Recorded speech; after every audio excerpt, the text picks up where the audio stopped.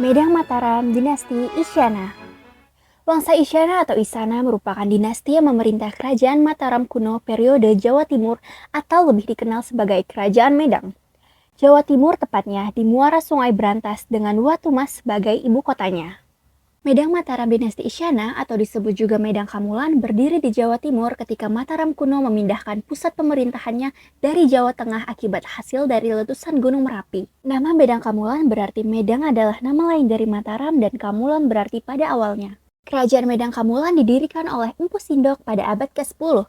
Empu Sindok adalah raja pertama Medang Kamulan yang menjabat dari tahun 929 Masehi sampai 949 Masehi. Kala itu, rakyat Medang Kamulan tersusun dalam susunan tertentu. Kebudayaan berkembang dengan baik dan masyarakat dibebaskan dari pajak supaya dapat memelihara bangunan suci. Keberadaan dari kerajaan ini dibuktikan dengan adanya sejumlah prasasti yang ditemukan di Jawa Timur. Dua di antaranya adalah prasasti Paradah dan Ancuk Ladang yang disebut sebagai peninggalan dari Medang Kamulan yang menunjukkan letak ibu kota kerajaan Medang Kamulan. Sistem pemerintahan kerajaan Medang Kamulan adalah monarki atau sistem pemerintahan kerajaan. Ada beberapa raja yang tertulis dalam sejarah kehidupan politik kerajaan Medang Kamulan setelah pindah ke Jawa Timur. Berikut adalah silsilah raja-raja Medang Kamulan. Raja yang pertama adalah Empu Sindok. Alasan utama Empu Sindok memindahkan kerajaannya dari Jawa Tengah ke Jawa Timur adalah untuk menghindari bahaya gunung berapi, menjauhkan diri dari ancaman Sriwijaya, serta tanah di Jawa Timur lebih subur untuk pertanian dan baik pula untuk perdagangan. Empu Sindok menikah dengan Sri Prameswari Diah Kebe Putri Rakai Bawa dan memiliki seorang putri yang bernama Sri Isyana Tunggawijaya. Sri Isyana merupakan satu-satunya pemimpin Medang Kamulan yang berjenis kelamin perempuan. Sri Isyana menjalankan pemerintahan dengan dibantu oleh suaminya yang bernama Sri Lokapala yang merupakan bangsawan dari Bali. Sri Isyana dengan Sri Lokapala memiliki seorang putra yang bernama Makuta Wangsawardana. Sri Makuta Wangsawardana menjadi raja ketiga. Sri Makuta Wangsawardana memiliki dua orang anak, yaitu Dharma Wangsa Teguh dan Mahendra Datta. Dan raja keempat adalah Dharma Wangsa Teguh. Dharma Wangsa berhasil membawa kerajaan Medang Kamulan menuju puncak kejayaannya. Ia berhasil menjadikan kerajaannya sebagai saingan oleh kerajaan Sriwijaya. Sempat melancarkan serangan kepada kerajaan Sriwijaya namun berbuah kegagalan. Akibatnya kerajaan kecil bawahan kerajaan Sriwijaya pun membalas dengan serangan yang menggugurkan Raja Dharma Wangsa. Setelah Raja Dharma Wangsa gugur, pimpinan dilanjutkan oleh menantunya yaitu Airlangga. Ia sempat melarikan diri ke hutan ketika Medang Kamulan diserang oleh kerajaan Sriwijaya, hingga akhirnya ia kembali dan merebut kembali kerajaan Medang Kamulan. Airlangga memiliki dua putra, yakni Sri Samarawijaya dan Mapanji Garasakan.